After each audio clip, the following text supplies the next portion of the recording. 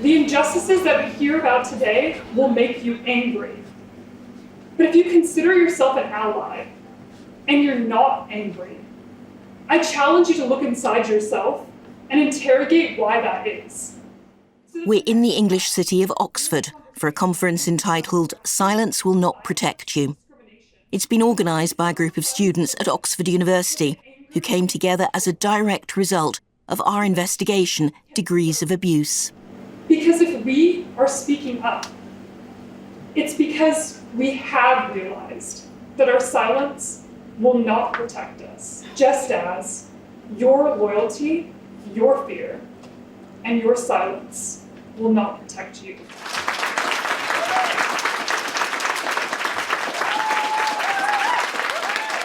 In this episode of Al Jazeera Investigates, we explore what kind of impact our investigation on sexual harassment in British universities has made. We looked at how those institutions fail to protect women from abuse by their lecturers and other students. Our 6-part series was released in late 2021, and the revelations continue to reverberate. After the series, another 50 women shared their stories with us. Several politicians publicly reacted to the investigation, including Annalisa Dodds, the Shadow Secretary of State for Women and Equalities. I catch up with her later in this episode. But first, let's go to the conference.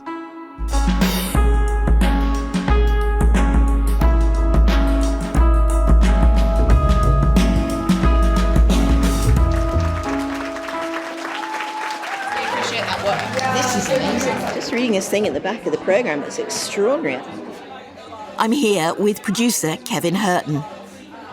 Just describe what's going on right now. So we are in Somerville College, and that's a really appropriate place to be because Somerville was one of the first 2 Oxford halls, not even a college, to admit women, and extraordinarily Oxford was one of the last universities in Britain to allow women to get degrees. It wasn't until 1920, can you believe that, 1920, that women were allowed to get degrees from Oxford.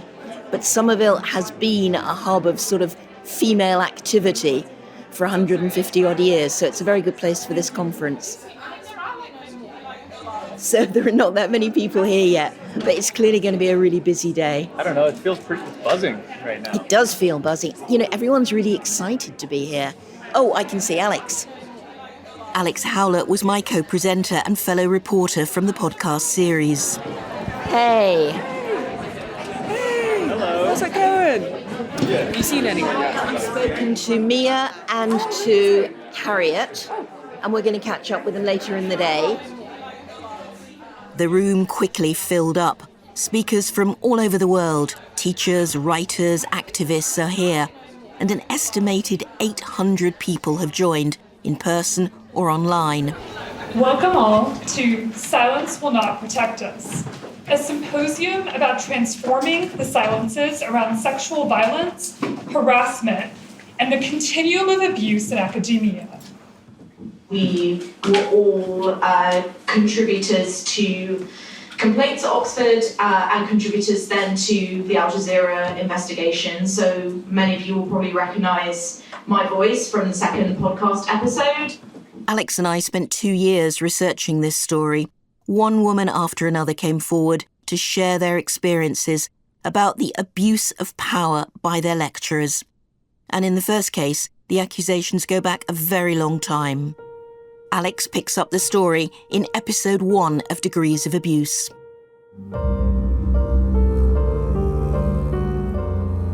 One of the earliest names we came across was Professor Andy Orchard. The more we dug, the clearer it became that his abuse of power stretched back over 3 decades, 3 universities, and 2 continents. After studying at Cambridge, Andy Orchard began teaching there. That's where Ananya Kabir first met him in the early 1990s. But very quickly, Ananya began to feel uncomfortable. The culture was really one of going to the pub, having pints, male jokes, locker room humor. Ananya Kabir never found such things funny, but says students had to laugh along even when they found the underlying attitude offensive. So I left Anglo-Saxon studies, the field in which I had shaped myself and given my blood, sweat, and tears. I didn't want to be in any kind of space where he was inhabiting because it was repulsive to me what I had seen. Alex Gillespie is now a vice president of the University of Toronto. Andy Orchard spent 13 years there. She recalled some of his abusive comments to her. I remember him saying, "You are part of a queer, feminist," I believe he also said Jewish conspiracy. And then it started to get sexualized again. "Well, I'll give you one last shot of testosterone across your bow." The two women professors were among 6 people who testified to Orchard's long history of drunken, abusive behaviour to students and staff. Many, many more women have come forward since.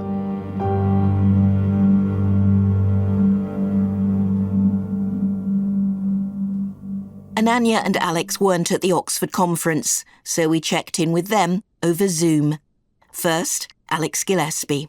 The first thing I wanted to ask you was your personal reaction, really, when you heard the podcast and you heard his name being spoken out loud in a way that it hadn't been before.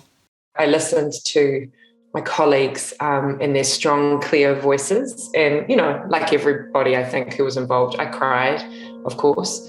But I also felt a sense of justice, which sounds slightly histrionic, doesn't it? But I felt this is what it feels like when you stand up and you speak together. And it felt amazing, actually. Here's Ananya Kabir. It was very emotional, actually, Deborah. I mean, those few days I was building up. When the podcast came out, suddenly I felt utter catharsis. It was a flood of relief. Then in the subsequent days, many people wrote to me, Deborah, many students, younger colleagues, people were writing, and the one thing they were saying is, "We are grateful." Have you followed what's happened specifically to Andy Orchard and to some of the others? I believe he's still drawing a salary, and he seems to be still a fellow of the British Academy. It's a singular honour for an academic that the British establishment can bestow. Andy Orchard denied all the allegations in the original podcast. He's still an Oxford professor, but he stepped down from teaching medieval studies, and a number of academic societies have cut their links with him. I just wonder, do you think we are seeing any kind of pivotal moment, any kind of sea change, or is that just sort of too hopeful, too much wishful thinking? No, what I would say is that we are seeing the accumulated effect of actually generations of women and men and non-binary people pushing back against this kind of toxic, abusive, violent behaviour.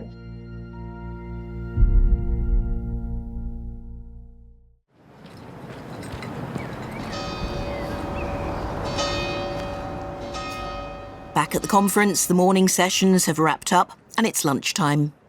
Just describe where we are right now while we're doing these interviews. We're sitting in a classic Oxford quad. You've got lawns, you've got daffodils and primroses and crocuses, and there are gardeners, and it's just all beautiful. It has that kind of prestigious veneer to it, which I think is why so many people are so unwilling to break the silence.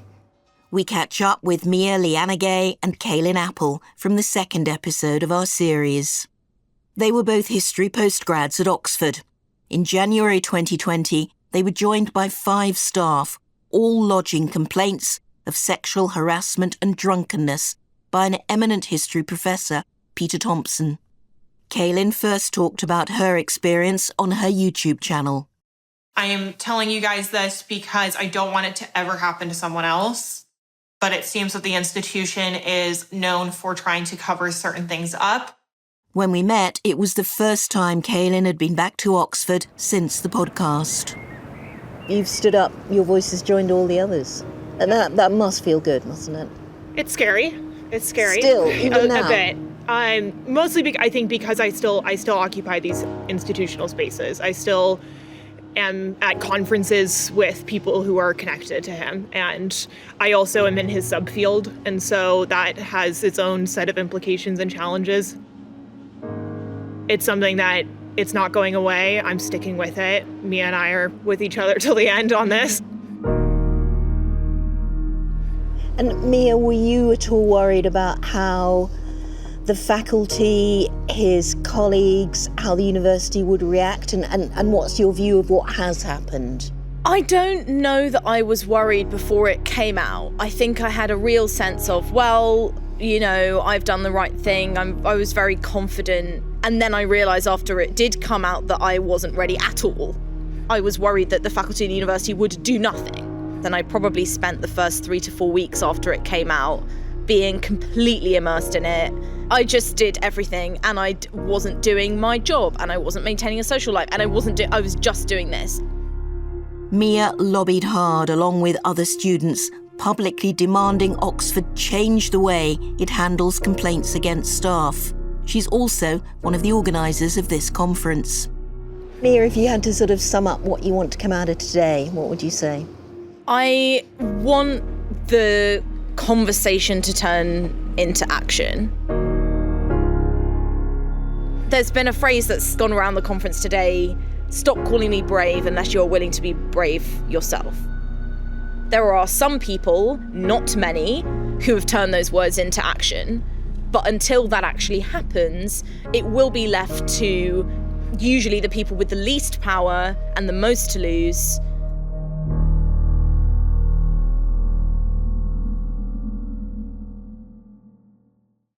Peter Thompson chose not to reply to the allegations in the original podcast. Although the complaints against him were upheld, he's still an Oxford professor, but no longer teaching. During our investigation into sexual harassment at educational institutions, we also released several articles and short videos on Al Jazeera's iUnit website. One of those stories was about Harriet. She said she was sexually assaulted in 2019 by a fellow PhD student at Balliol College, which is part of the University of Oxford. He sexually assaulted me on multiple occasions when I was both physically and mentally unable to consent to any sexual activities. Harriet suffers from several long-term health problems and often needs strong medication to control the pain. She described the many ways she felt the college mishandled and ignored her allegations. I also went to the college chaplain, who's the head of welfare, Bruce Kingsley, and I told him that I'd been assaulted and I was going to report it. And the first thing that he said was that I should be wary about it because it could have a huge impact on the man who assaulted me, his life. In that same meeting as well, he asked me if I was aware of the effect that I had on men and called me very physically attractive.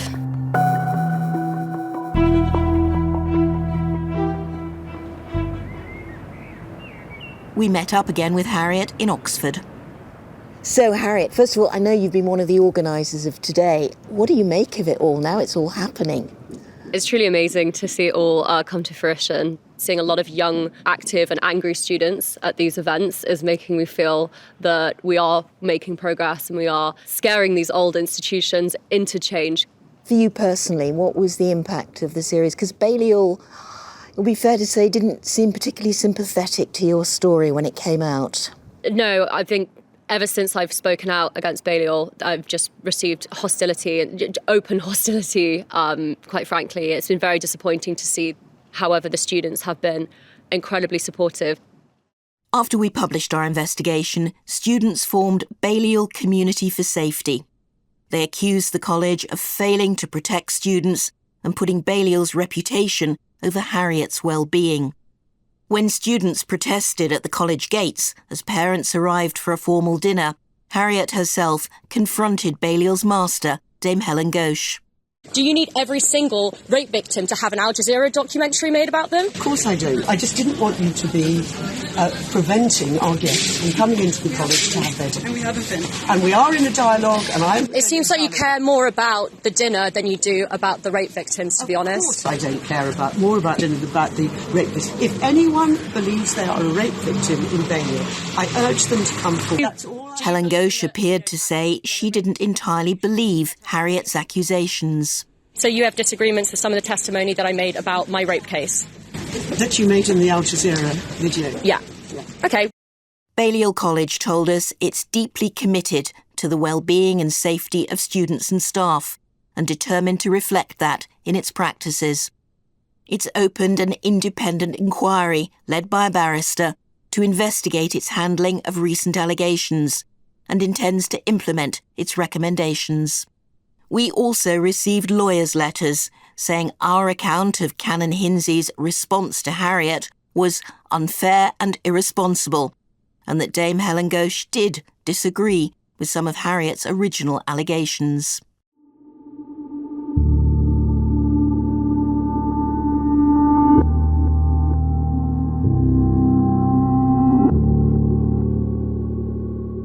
In episodes 3 and 4, we travelled to Scotland to investigate how Glasgow University dealt with complaints by 6 women of grooming by a former geography lecturer. This is how they described Ian Shaw's behaviour.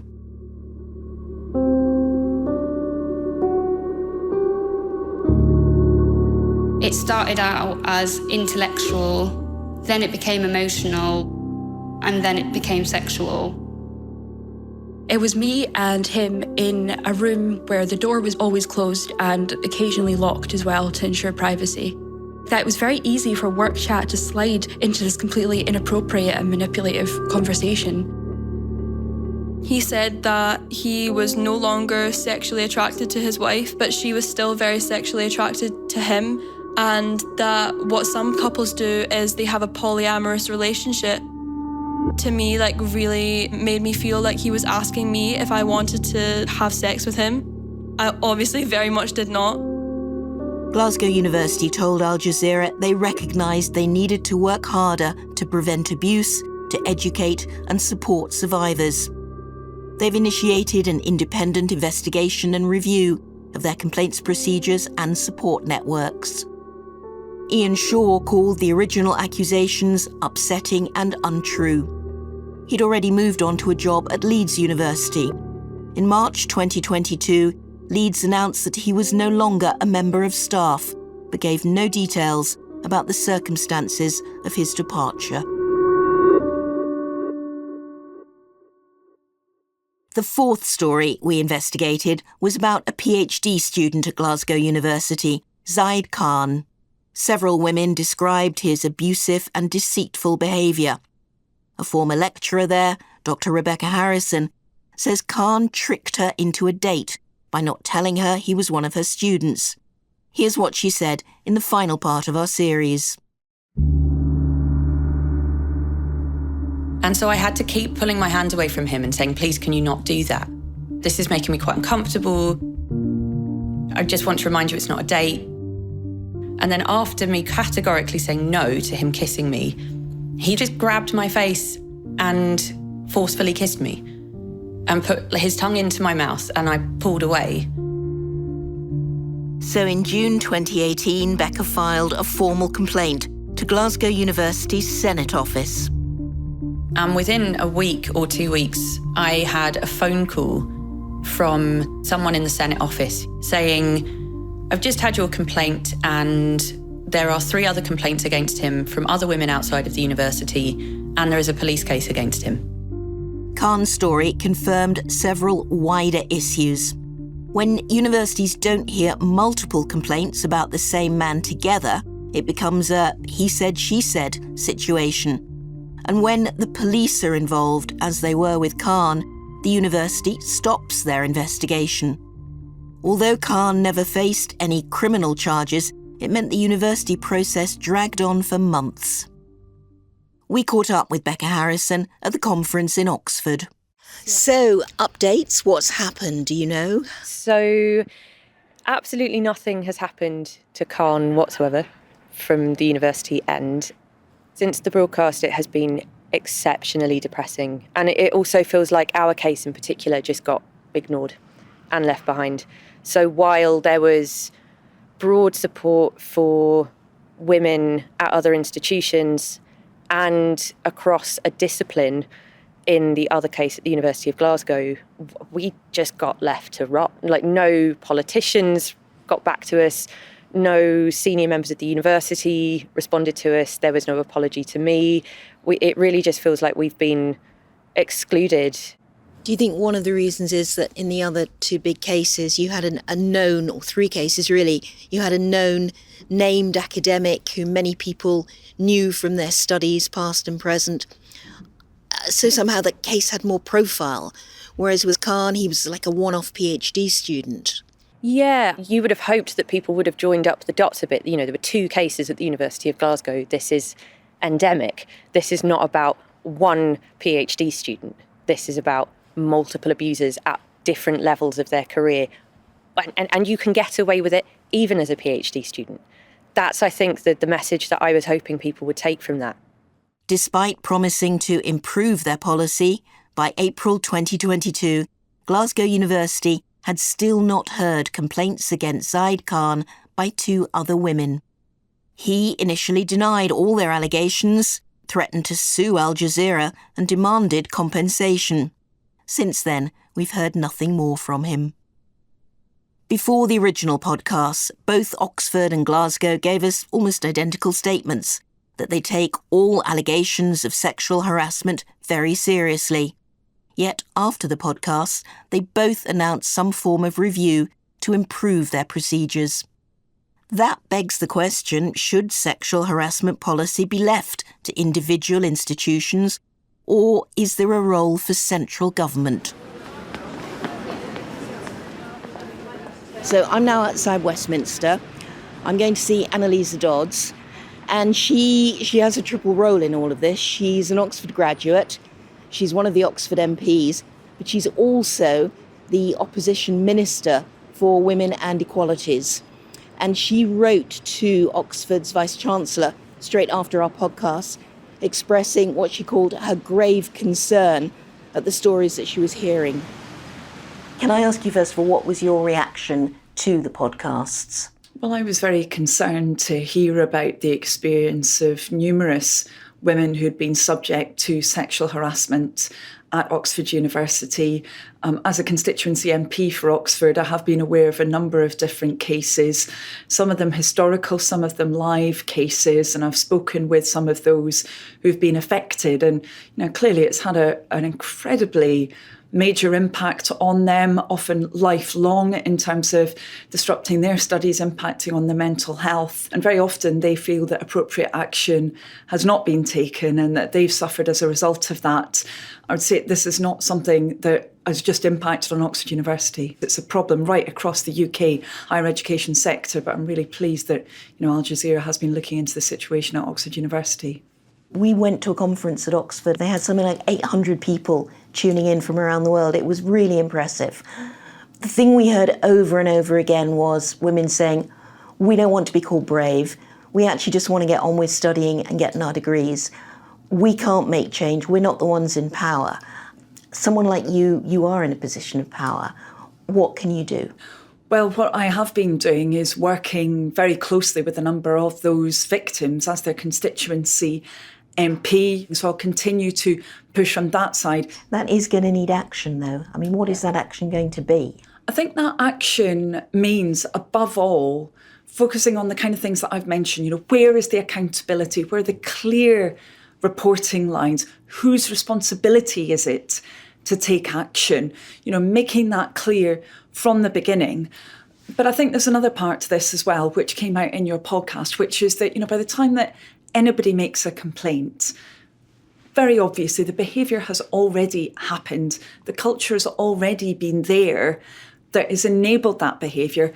Of course, we've got to sort out the disciplinary process, but we've got to be fixing that culture from the beginning as well. We shouldn't have a situation in the 21st century where we've got female students who feel that they are not safe at university, that they're being treated differently, that, for example, they've got to change supervisor, they've got to go to a different seminar, they've got to behave differently to their tutor because they're the victim. That's got to end. Does it feel like a pivotal moment then? Does it feel like there is a momentum for that change? Because otherwise, everybody says the same thing and they say it 1 year, 2 year, 5 years on. Well, that's the problem. And I think we have to be dogged in following up all of these issues. That's always been my approach. You know, I think in particular the Me Too movement obviously was a turning point. It did mean more of a focus on sexual harassment. But we can't just assume that, you know, a bit of social media activity around this, for example, and rhetorical support coming from different institutions is really going to lead to that step change. We've got to change the processes and change the culture. And then we've got to monitor and make sure that that's feeding through into effective action. Well, I'm still not any clearer on what role there might be for central government in promoting change. Will it have to be driven more by the women themselves, like those at the Oxford conference? Welcome to our first post-lunch session. I hope you guys are all feeling energized and ready for yet another fantastic session with some fantastic speakers. Hi, my name's Deborah Davis. I was one of the speakers. And with my colleague Alex, wave your hand, make yourself known, whose idea it was to start on the podcast, and Kevin, who's come over from DC. The title of the conference, Silence Will Not Protect Us, echoed exactly my experience as an investigative journalist.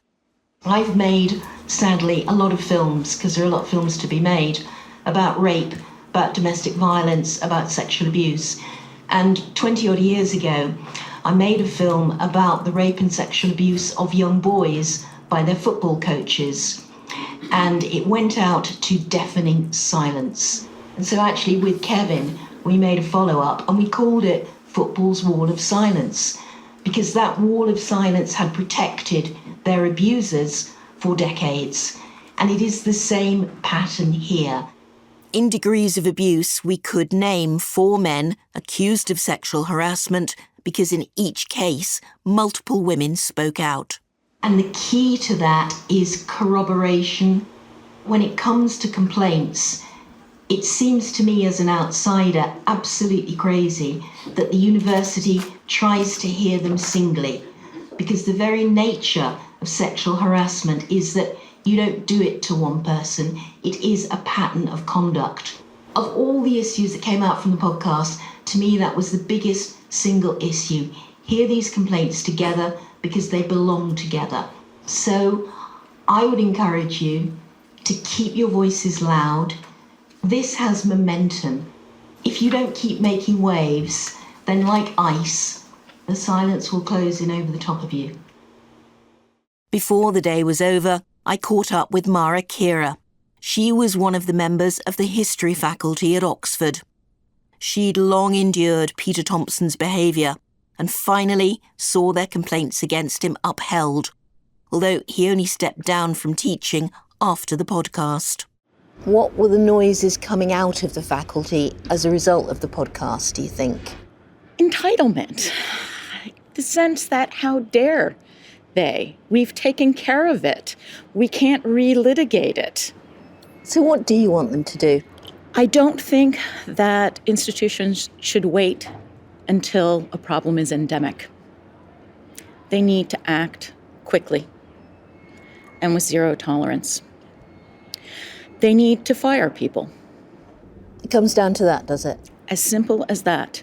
The safety of the students and the safety of the community is more important than someone's individual privileges and perks to prey on young women. It's getting late. We're anxious to get back inside for the closing remarks. On the walk back, Mara offers a final thought on the impact of our series, Degrees of Abuse. What you have done, what this report has done, is so important. It has been such an important catalyst, bringing out more stories, bringing out activism, making people see the parallels between institution and the oppression that is not individualized, but systemic and structural. You totally took the lid off. And you researched deeply enough to name names, and that was the key. That was the key.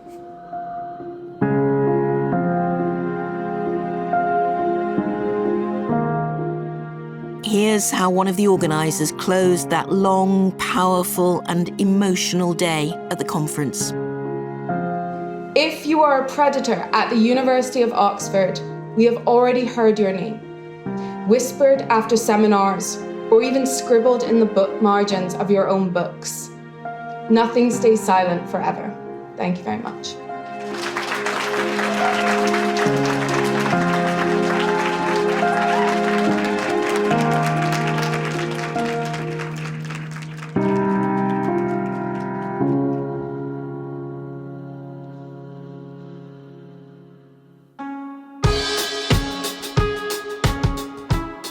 That's it for this episode of Al Jazeera Investigates. It was produced by Kevin Hurton with additional reporting from Alex Howlett. Craig Pennington is our audio editor. Clean Cuts did the final sound mix. The show's executive producer is Joe de Frias, and Phil Rees is Al Jazeera's Director of Investigative Journalism.